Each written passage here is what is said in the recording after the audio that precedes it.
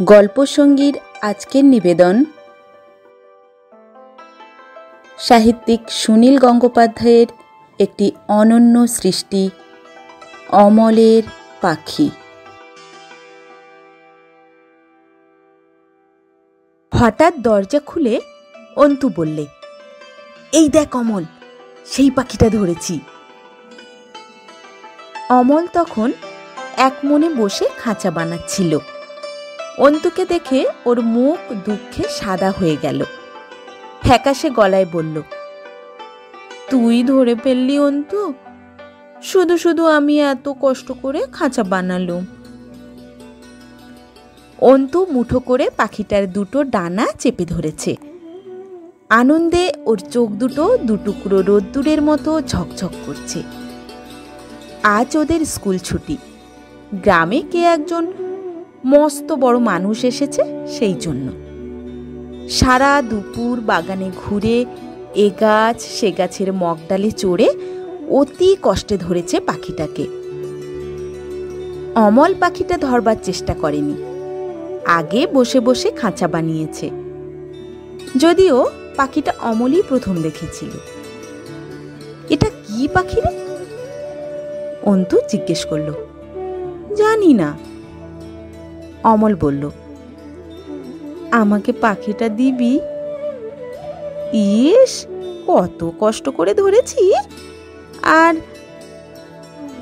অমল অবাক হয়ে তাকিয়ে রইল পাখিটার দিকে। দূর থেকে দেখে খুব ভালো লেগেছিল, কিন্তু পাখিটা যে এত সুন্দর সে ভাবতেই পারেনি। দুধের মতো সাদা রং, ঘুঘু পাখির চেয়ে একটু বড়, পায়রার চেয়ে একটু ছোট, টিয়া পাখির মতন দীর্ঘ বাঁকানো লাল ঠোঁট। পাখিটা যেন ভয় পেয়ে অবাক হয়ে গেছে। অমল এত সুন্দর পাখি আগে কখনো দেখেনি। দিয়ে ভাই অন্তু পাখিটা আমাকে, অমল মিনতি করে বলল। তার বদলে তুই যা চাস দেব। আমার জলছবির খাতাটা নিবি, কিংবা 1 ডজন কাচের গুলি, কিংবা রোদ্দুরের চশমাটা? না, চাই না, পাখি দেব না, অন্তু সোজা জবাব দিয়ে দিল। কিন্তু তোর তো খাঁচা নেই, তুই কোথায় রাখবি? যেখানে ইচ্ছে। আমি কি তোর মতো পাখি না ধরেই খাঁচা বানাবো? আচ্ছা, পাখিটা একবার ধরতে দে। অমল কাছে এসে পাখিটার গায়ে হাত দিল। অমনি পাখিটা ঝটপট করে উঠতেই অন্তুর হাত ছেড়ে গেল। সঙ্গে সঙ্গে সেই সাদা পাখি আনন্দে একবার সারা ঘরটা ঘুরে জানলা দিয়ে টুপ করে বেরিয়ে গেল। প্রথমে দুজনেই চমকে গিয়েছিল। তারপরেই অমল অন্তু ছুটে বাইরে এলো ঘর থেকে। রান্নাঘরের চালে বসেছে, সেখান থেকে তেঁতুল গাছের মাথায়। তারপর ফুরফুর করে উড়ে আরো দূরে চলে গেল। ছুট ছুট ছুট ওরা দুজনে ছুটলো পাখির পিছু পিছু। পাখি উড়তে উড়তে এলো ছোট খালটার পাড়ে। তারপর কয়েকবার অদ্ভুত ডাক ডেকে চক্কর দিয়ে ঘুরতে ঘুরতে হঠাৎ চলে গেল খালের মাঝখানে। সেখানে একটা বজরা নৌকো ছিল। পাখিটা তার জানালা দিয়ে সোজা ভিতরে ঢুকে গেল। অমল আর অন্তু খালের পাড়ে দাঁড়িয়ে রইল বজরাটার দিকে তাকিয়ে। বজরা নৌকো একরকম ছোটখাটো বাড়ির মতো। তার ঘর আছে, ছাদ বারান্দা সব আছে। এই বজরাটা কার ওরা জানে না, গ্রামে নতুন এসেছে। তোর জন্যই আমার পাখিটা উড়ে গেল। পাখিটা তোর কি আমার? আমি তো আগে দেখেছি। তাছাড়া আমি ওর জন্য খাঁচা বানিয়েছি। তুই কি করেছিস ওর জন্যে? কষ্ট করে গাছে উঠে ধরল কে? তুই ধরতে পারতিস? শেষের প্রশ্নে অমল একটু দমে গেল।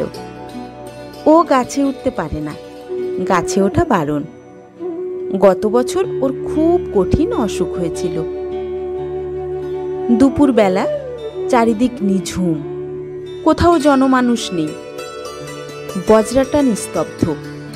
মাঝে মাঝে একটা মাছরাঙা পাখি ঝুপঝুপ করে ডুব দিচ্ছে। চল, ওই বজরাটায় যাবি? অন্তু বলল, চল। দুজনে জামা খুলে ঝাঁপিয়ে পড়ল জলে। অন্তু খুব ভালো সাঁতার জানে, অমলও একেবারে খারাপ নয়। শান্ত জল ভেঙে ঝুপঝুপ করে ওরা এগোতে লাগলো। ভারী সুন্দর দেখালো জলের মধ্যে ওদের কচি শরীর। নীল আকাশ সকৌতুকে ওদের দেখতে লাগলো। বজরা নৌকোতে উঠে দুজনে চুপি চুপি গায়ের জল নিংড়ে নিল। একটু ভয় ভয় করতে লাগলো ওদের। কি করবে, কাকে ডাকবে এখন? এই সময় হঠাৎ একটা ঘরের দরজা খুলে গেল। একজন দীর্ঘ, সৌম্য, প্রায় বৃদ্ধ বেরিয়ে এসে বলল, এসো এসো, ভিতরে এসো, বাইরে দাঁড়িয়ে কেন? ভয় পেয়ে চমকে উঠল অন্তু আর অমল। অন্তু ফিসফিস করে বলল, রাজাবাবু, এসেই রাজাবাবু, চলে আয়। তারপর ঝপাং করে লাফিয়ে পড়ল জলে। প্রাণপণে পাড়ে উঠে ছুটে অদৃশ্য হয়ে গেল।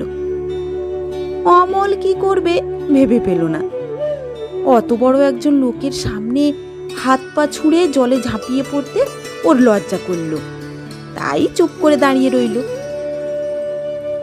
সেই সৌম্য বৃদ্ধ অবাক চোখে তাকিয়ে দেখলেন অন্তুকে। তারপর অমলের দিকে ফিরে বললেন, এসো, ভিতরে এসো। হাত ধরে অমলকে নিয়ে এলেন ঘরের মধ্যে।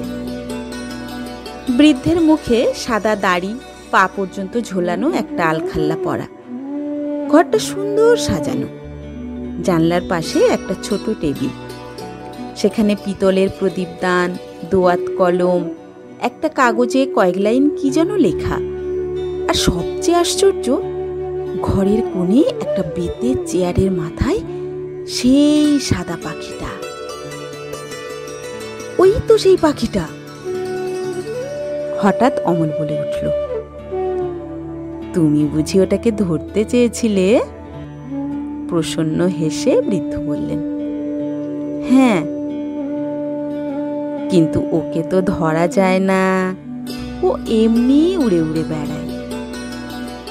কিন্তু আমি যে ওর জন্য একটা খাঁচা বানালুম। তা বেশ করেছ। সে খাঁচায় পাখি রাখবার দরকার নেই। খাঁচার মধ্যে পাখিটাকে মনে মনে কল্পনা করে নিও। সে কল্পনার পাখি দেখবে কেমন সুন্দর গান করবে, ডাকবে। আসল পাখিগুলো উড়ে বেড়াক আকাশের বিশাল নীল মাঠে। কেমন? অমল মাথা নাড়ল। সব কথা সে ঠিক বুঝতে পারল না, কিন্তু তার ভালো লাগলো। তোমার নাম কি? অমল। বাহ, ভারী সুন্দর নাম। আপনি কে? আপনি কি রাজাবাবু? আপনার জন্যই কি আজ আমাদের স্কুল ছুটি? না, আমি রাজাবাবু নই, আমি তোমাদেরই লোক। আপনার নাম কি? আমার নাম তোমার মতো অত সুন্দর নয়। আমার নাম রবীন্দ্রনাথ ঠাকুর। বিস্ময়ে অমলের চোখ কপালে উঠবার উপক্রম। আপনিই তো সেই। আপনার জন্যই তো বাবা দুদিন ধরে জমিদার বাবু আসবেন, জমিদার বাবু আসবেন বলে ব্যস্ত হয়ে উঠেছিলেন। না অমল, আমি রাজাবাবু নই, আমি তোমাদেরই লোক। আমি তোমার বন্ধু। আপনি আমাদের ছোট নদী চলে আঁকে বাঁকে লিখেছেন? আর সেই ভূতের মতন চেহারা যেমন, সেই পঞ্চনদীর তীরে ভগবান তুমি যুগে যুগে দূত, সব আপনার লেখা? হ্যাঁ। তোমার ভালো লাগে? আমি সব পড়েছি, আমার কাছে যা আছে, কিন্তু আর নেই, আর পড়তে পাই না। আর লেখেননি? অনেক লিখেছি, অনেক। সেসব বড় হয়ে পড়বে। আচ্ছা, তোমার জন্য আর একটা নতুন লিখব। এমন সময় বাইরে একটা গলার আওয়াজ শোনা গেল। কর্তা বাবা আছেন নাকি? রবীন্দ্রনাথ বললেন, বসো অমল, দেখে আসি কে এসেছে। তিনি বাইরে এলেন। বাইরে একজন লোক হাত জোড় করে দাঁড়িয়ে আছে। নায়েবের ভাই লোচন দাস ঘোষ। সে রবীন্দ্রনাথকে প্রণাম করল। কি খবর লোচন? আগে আমার ছেলেটা নাকি এখানে এসেছে। বড় দুরন্ত ছেলে, হয়তো আপনাকে বিরক্ত করছে। অমল তোমার ছেলে? ভারী সুশ্রী ছেলেটি। বাবার গলা শুনে অমল বেরিয়ে এলো বাইরে। এখন আর তার ভয় নেই। এই সময় সাদা পাখিটি ঝটপট করে জানালা দিয়ে বেরিয়ে কোন দিকে উড়ে গেল। অমল সেই দিকে তাকিয়ে একটা ছোট্ট নিঃশ্বাস ফেলল। যাও অমল, বাবার সঙ্গে যাও, আবার এলে তোমার সঙ্গে দেখা হবে। কিন্তু আমার সেই নতুন বই? সেই বই লেখা হলে তোমাকে চিঠি লিখব। অমল চলে গেল। তারপর থেকে তার দিন কাটতে লাগলো অন্যরকম ভাবে। যার নামে গ্রামের সকলের মাথা শ্রদ্ধায় নিচু হয়ে যায়, তিনি অমলের বন্ধু। তিনি অমলকে চিঠি লিখবেন বলেছেন। অন্তু যখন খেলায় ফার্স্ট হয়, তখন অন্তুকে অমলের একটুও হিংসা হয় না। অন্তুর তো তার মতো কোনো বন্ধু নেই। অন্তুর জন্য তো কেউ বই লিখবে বলেনি। তারপর নানান দেশ বিদেশ ঘুরে অনেক লোকজন দেখে 2 বছর পরে রবীন্দ্রনাথ আবার এলেন শিলাইদহের সেই ছোট্ট গ্রামে। গ্রামের লোকজন সকলে এসে তাকে প্রণাম জানিয়ে গেল। অমলের কথা তার মনেই পড়ল না। হঠাৎ একদিন সকালবেলা তাঁর সেই বজরা নৌকোর গলুইয়ে সেই সাদা পাখিটিকে দেখলেন। সঙ্গে সঙ্গে তার মনে পড়ল সেই ছেলেটির কথা, যে একটা খাঁচা বানিয়েছে পাখিটার জন্য। ব্যস্ত হয়ে তিনি নায়েবকে ডেকে তার ভাইয়ের ছেলের খোঁজ করলেন। শুনলেন যে অমলের খুব অসুখ, 2 মাস ধরে ভুগছে। বাঁচে কি মরে ঠিক নেই। বিচলিত হয়ে তিনি বললেন, আমি অমলকে দেখতে যাব। গ্রামের পথ দিয়ে রবীন্দ্রনাথ হেঁটে চলেছেন। সঙ্গে বেশি লোকজন আনেননি। এক জায়গায় দেখলেন একটি সুন্দর ছোট্ট মেয়ে শেফালি ফুল তুলছে। মেয়েটা লাল পাড়ের শাড়ি পরেছে, ফর্সা রং। তাকেও একটা শেফালি ফুলের মতোই দেখাচ্ছে। তোমার নাম কি? তিনি জিজ্ঞেস করলেন। আমার নাম সুধা, মেয়েটি বলল। তুমি অমলকে চেনো? হ্যাঁ, মেয়েটি সুর করে উত্তর দিল। তারপর একটু থেমে নিচের দিকে চেয়ে বলল, তার যে খুব অসুখ। রবীন্দ্রনাথ তাড়াতাড়ি আবার চললেন। বাড়ির উত্তরের ঘরে অমল শুয়ে আছে। তাকে ঘিরে ডাক্তার, কবিরাজ, আত্মীয়, অমলের বৃদ্ধ ঠাকুরদা। কি শীর্ণ চেহারা হয়েছে অমলের, চেনাই যায় না প্রায়। তাকে দেখেই অমলের চোখ ছলছল করে উঠল। ক্ষীণ গলায় বলল, আপনি এসেছেন? হ্যাঁ অমল, আমি এসেছি। তোমার কোনো ভয় নেই। তারপর রবীন্দ্রনাথ কিছুক্ষণ চুপ করে রইলেন।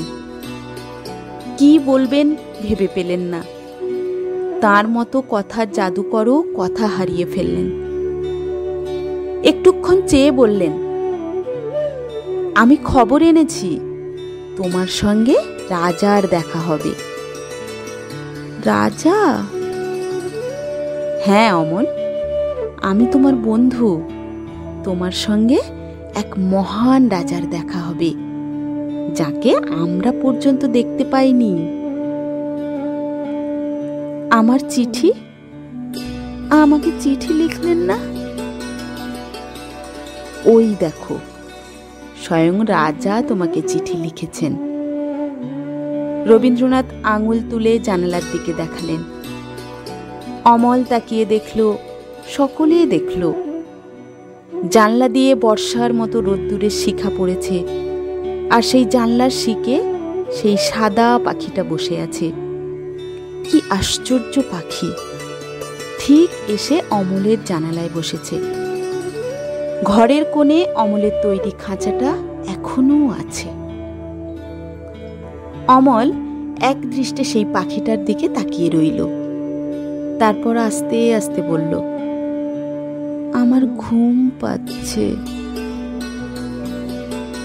রবীন্দ্রনাথ হাত দিয়ে চোখ ঢেকে ঘর থেকে বেরিয়ে এলেন। তারপর হনহন করে বজরার দিকে ফিরে চললেন।